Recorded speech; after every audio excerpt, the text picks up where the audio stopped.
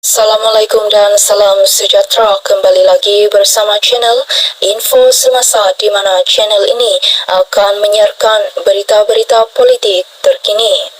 Oleh itu, jangan lupa tekan butang subscribe bagi mendapatkan info-info terkini daripada channel ini. Sila tekan butang like, komen dan share bagi menunjukkan sokongan anda semua. Terima kasih yang tidak terhingga. Perbicaraan 1MDB, saksi beritahu perbincangan atas kapal tiada wakil pegawai kerajaan. Mahkamah Tinggi Kuala Lumpur diberitahu bahawa percutian Datuk Seri Najib Tun Razak dan keluarga di atas sebuah kapal persiaran pada 2009 bertukar menjadi perbincangan usaha sama diplomatik yang tidak melalui saluran perbincangan yang sah dan formal sehingga menyebabkan kerugian yang besar kepada negara.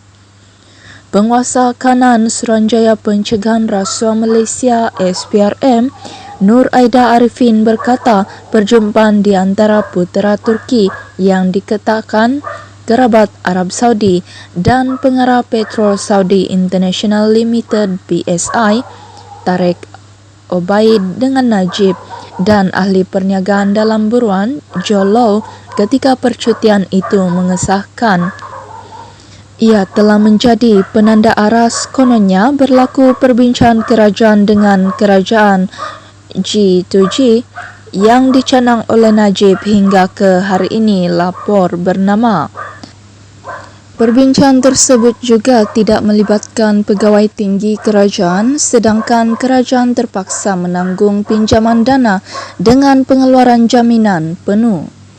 Datuk Seri Najib Razak sebagai Perdana Menteri ketika itu sepatutnya tahu bahawa perbincangan usaha sama G2G aras tertinggi seperti ini memerlukan saluran diplomatik yang sah dan bukannya berpunca daripada perbincangan tidak formal di atas kapal persiaran saja, katanya. Saksi pendakwaan ke-49 itu berkata demikian ketika membacakan pernyataan saksinya setebal 95 muka surat semasa pemeriksaan utama oleh Timbalan Pendakwa Raya Muhammad Mustafa P. Kunyalam pada perbicaraan kes rasuah dan pengubahan wang haram dana RM 2.3 bilion milik 1MDB yang dihadapi Najib.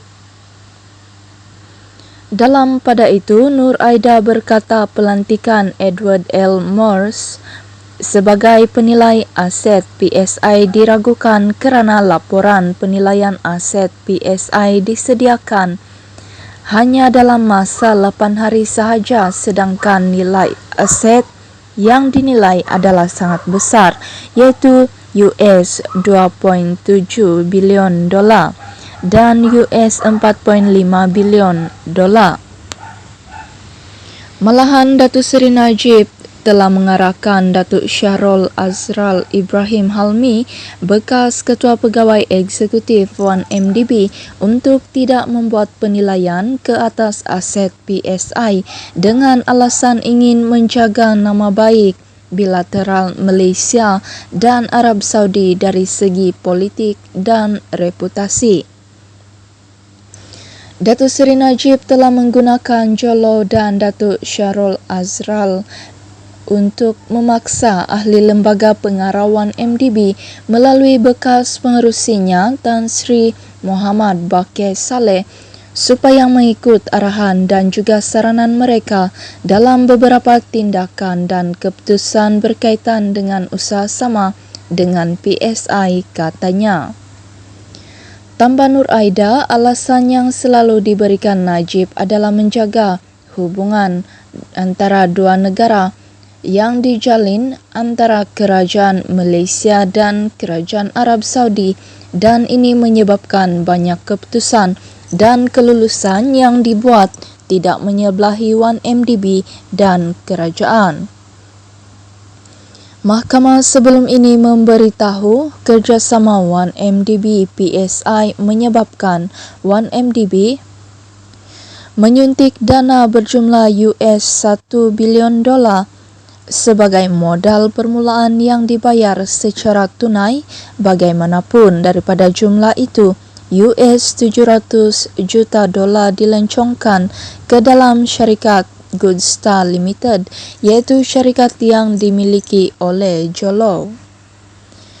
Pada perbicaraan 1MDB sebelum ini, Syahrul Azral yang juga saksi pendakwaan ke-9 berkata, projek usaha sama di antara 1MDB dan PSI tercetus dan dibincangkan semasa Najib bercuti di selatan Perancis di atas sebuah kapal layar bersama putera Turki pada Ogos 2009.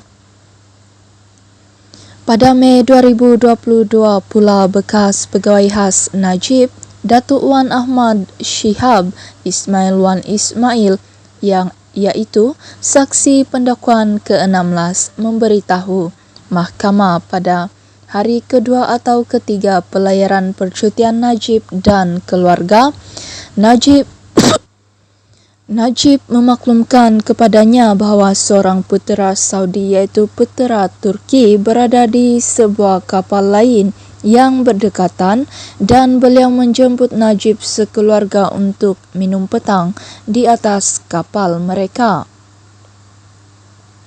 Katanya rombongan itu disambut oleh putera Turki dan seorang lelaki yang memperkenalkan dirinya sebagai Tarek Obaid. Berita hari ini dipetik dari Agenda Daily.